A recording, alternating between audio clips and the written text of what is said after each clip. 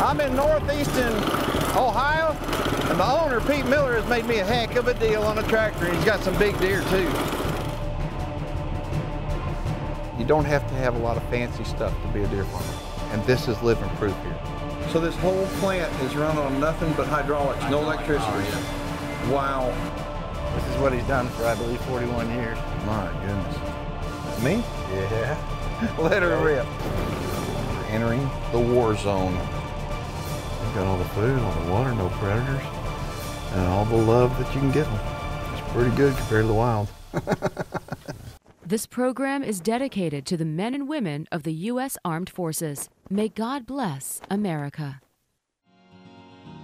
Today's Americans are more disconnected with nature than any time in history. This disconnect has led to a society that is unaware of the importance of conservation of our natural resources.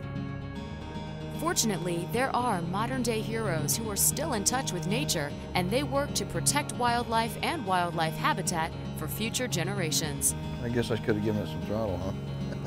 Those stories are told here on Keith Warren's Deer and Wildlife Stories. Deer and Wildlife Stories is brought to you by the American Deer and Wildlife Alliance, Schrade Knives, New Dart, the North American Deer Farmers Association, DNA Solutions and North American Deer Registry,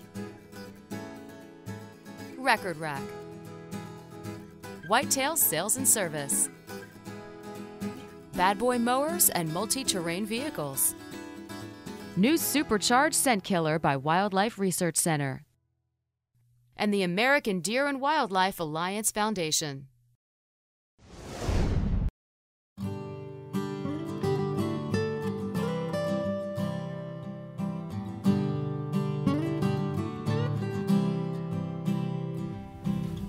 You know, this is the first Amish deer farm I've ever been on. It's pretty neat. This one is owned by Pete Miller and his sons.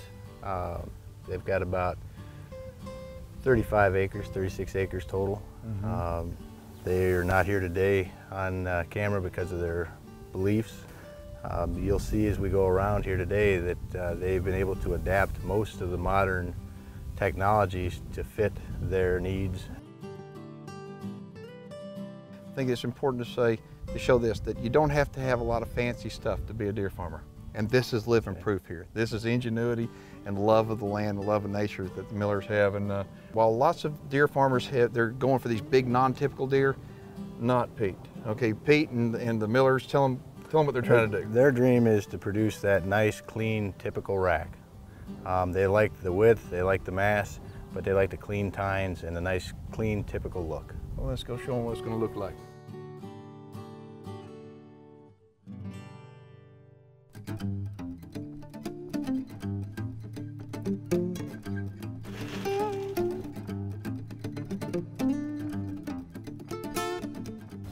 The bigger one of the two is Drifting Eagle. It's Drifter's son. The smaller one is Trudeau. He's a 2-year-old that we brought in, Maxbo's son. For the 4-year-old, the biggest one is Milbo. He is a Maxbo son out of a Cardinal Charlie Doe Katie. And the other wide rack is Renbo. That's Milbo's son, 2-year-old.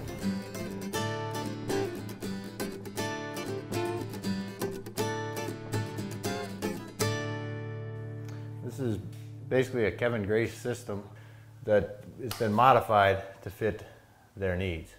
Okay, so tell me about it. So you've got a scale right here. Well, this is basically, they don't have the powered augers coming in from the grain bins that you normally would see outside. They put the pre-mix feed upstairs in the barn, and then they come down when they're ready, they pull this lever. It'll fill based on the weight exactly how much they want. So this is going to be like almost like a cement mixer, for lack of a better description. Go around and around and around. And then when it's done mixing, we can open the gate, and they have the holding boxes. Looky here.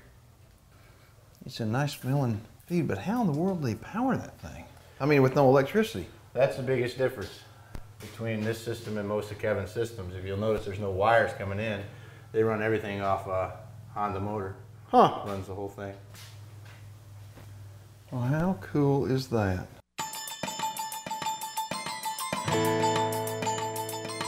So what's this, Sam? Well, what this is an applicator. We use this to apply the promethium, which is a fly control. Yeah. Really? So the Amish do it this way instead of with the, you know, a lot of times they have the big buggies. So no Rangers, no four-wheelers. We're gonna do it the old-fashioned way with this. Well, show me how to do it. Go ahead and get in the pack part of it. Wait, me? Yeah. You're gonna have to carry this around. Okay, I'll carry my weight. It gets lighter as you go, though, so you'll work faster. Okay, now what? We got the throttle over here to control Control it. switch. This is to apply the chemicals right here. Got you. The chemical is not harmful. I'm familiar with it. All it does is kill flies, and the reason for killing the flies is because it takes the stress off the deer, and this is good exercise. All right, let her rip.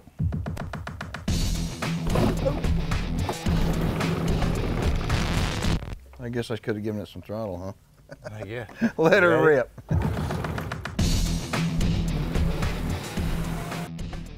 The flies are more of an annoyance to the deer. It's not that they're harming them in any way, it's just that they pester them all day. With the application of the chemical, usually within an hour or two, those flies will start to disappear.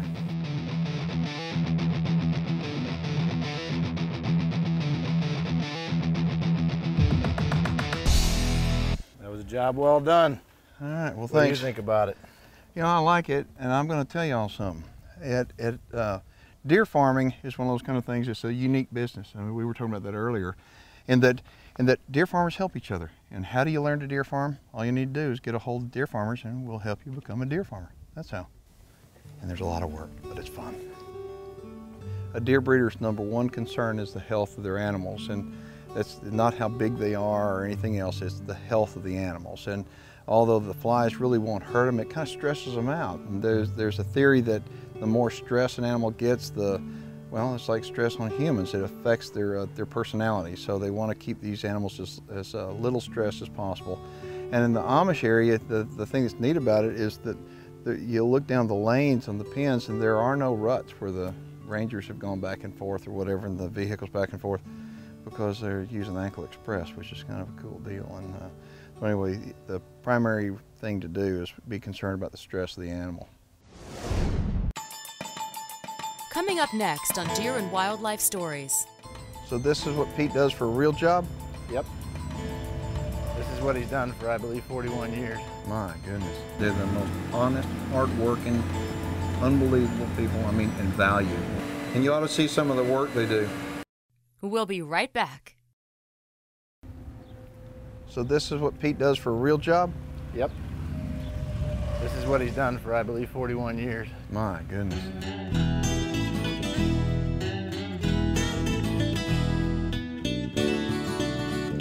So this whole plant is run on nothing but hydraulics, no electricity? Power, yes. Wow. And you ought to see some of the work they do. Pete is the president of a hardwood flooring company, Shioga Hardwood Flooring here in Middlefield. And Mervyn is running the Marsh Valley Forest Products, which is an interior trim, custom molding facility also here in Middlefield. Not one bit of electricity. Not one bit of electricity. That's cool. That's really cool. How does it make you feel to work with Amish people? It makes me feel great because I know that they want an honest product for an honest dollar. They're the most honest, hard-working, unbelievable people, I mean, and value when you deal with them, no matter what, whether it's furniture or molding or deer. There's value. It's bottle feeding time. You'll notice these bottles, each one of them has a number on it, and that number corresponds to the number on the deer's ear tag. Also, they have the same nipple, so every time the same fawn drinks out of the same bottle with the same nipple, and Sam and I are going in there, we're entering the war zone.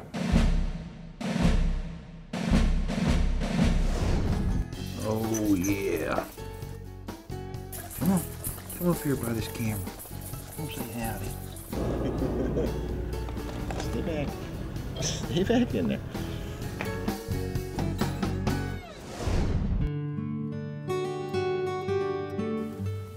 This is cool, kind of like a tree house for deer lovers.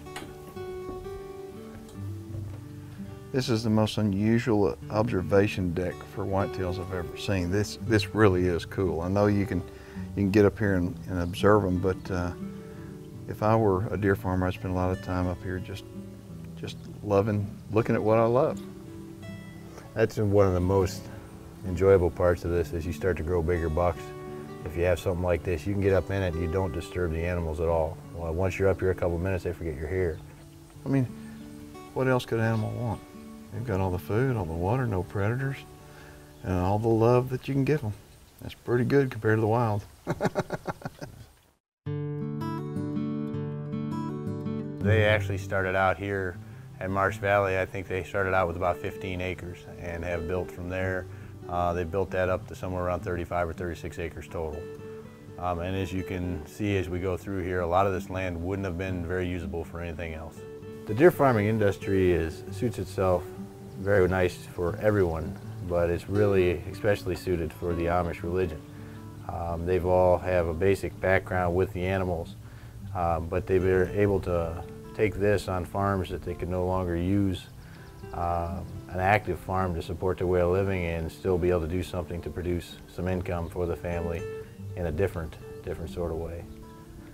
It's not something that's suited just for the Amish, so just about anybody can get into it and do it. If you got a love of animals and a will to get out there and do some work, you can get into deer farming. It's very exciting for the local people to have Keith come into town, and I know he got to meet several people around that have been viewers of his for a number of years. I think that they believe very strongly in what Keith has been doing with this program. They believe in the education, that people can understand what it is that they're trying to do. They have a strong passion for the whitetail, and that grows each and every day, and they'd love to get that message out to more people. Marsh Valley produces a pretty strong line of genetics. They help to pass that on to new farmers, and I think you'll find that deer farmers in general are very helpful in helping a new farmer get started. If somebody was to have questions and they know of any deer farmer, I think you could probably approach them and get some help, and Marsh Valley definitely fits that bill. Our joke around home is I've been a deer farmer for 1.5 years, and I'm in year 6 of a 5-year plan, and Pete has really helped to accelerate that plan for me. Very good. Coming up next on Deer and Wildlife Stories. This is the farm today as it sits, or at least about 1.5 years ago when this picture was taken. My family and I live here, and I feel like I've reacquired a part of my history. If you would like information on becoming a deer breeder, the North American Deer Farmers Association can help. Log on today. We'll be right back. Well, I have a deer farm per se. I have approximately 125 animals, and we have breeding stock. We have fawns, we have females, and I earn a living off the land here raising deer. My deer farm's kind of special for me. Not only do I love what I do, because it's like I said, it's the marriage between outdoors, which I love, and agriculture, which I love. I was raised a farm kid. And the farm that we're on right now was owned by a family member back at the turn of the century. And as things go, it got sold out of the family. And I was able to reacquire it by using deer farming as my source of income here on the farm. And now my family and I live here, and I feel like I've reacquired a part of my history. It's special to me because it's allowed me to achieve something that without deer farming I don't know that I could have.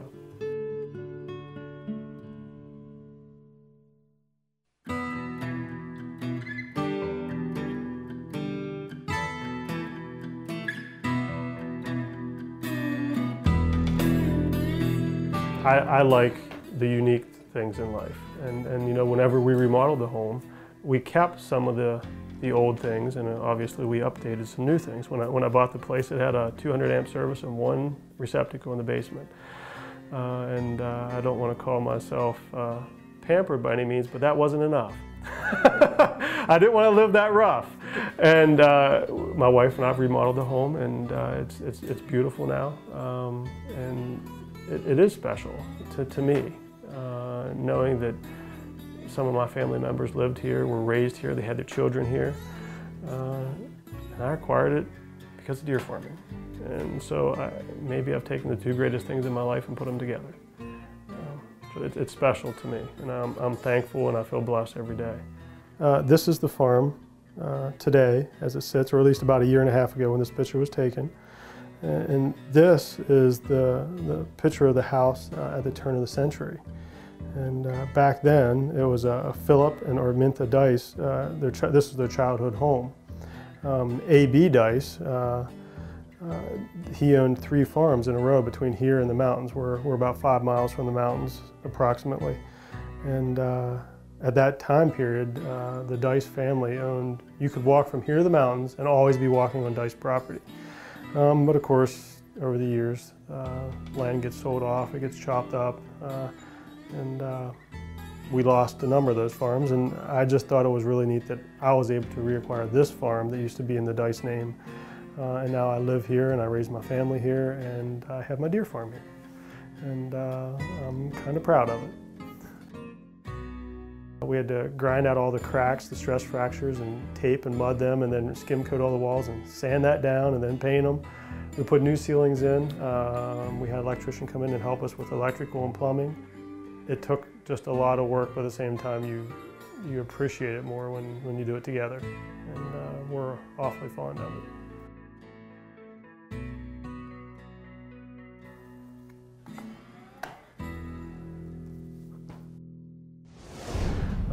You know, Pennsylvania and Texas are the 2 biggest states in the country for deer farmers, and our particular industry has given so much back. On a national scale, our economic impact's $3 billion a year. So if we can grow that and show the benefit to other states that currently do not have deer farming, but get them to embrace it, I hope that in 5 years we can grow it into new areas and grow the industry overall. And I like to look at it, the industry, I think my guys and girls that I represent across the country, they're true conservationists. You know, they don't live it on the weekends, they live it every day. They submerge their families in it. They raise their families in it, it's a wonderful opportunity, and I think if we can continue to grow it, every person that comes to the farm, they absolutely love it and they want to come back, you know. And I hope that we can send that message and just continue to grow it. Coming up next on Deer and Wildlife Stories. I know it's hard to believe, but some people believe that the world would be better off without man and that animals should be left to their own devices. There's no question humans can have a negative impact on nature. Urban sprawl and unchecked property development are proof of that. But we also do a lot of good. We'll be right back.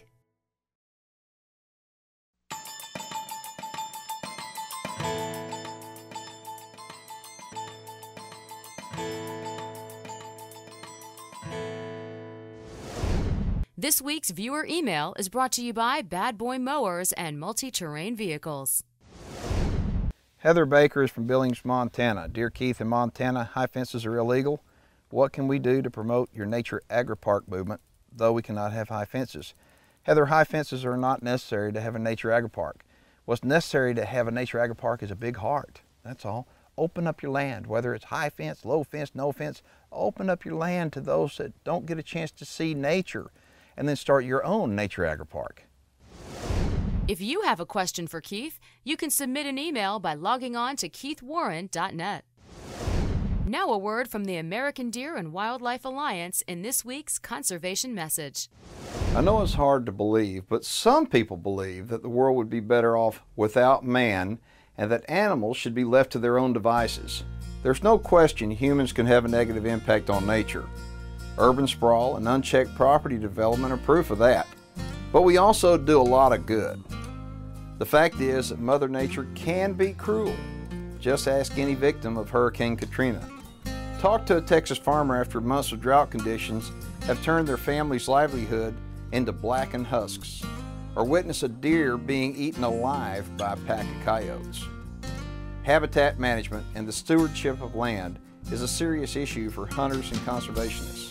Wise management helps and ensures that animals not only survive in a specified area, they thrive. Deer and other wildlife species require suitable and healthy habitats to maintain or increase their populations. Habitats provide food, cover, space, and water needs of animals, as well as native vegetation. Healthy wildlife and proper habitat management is the charge of every property owner. It's a responsibility that we all share. After all, if not man, what animal on this planet can step up?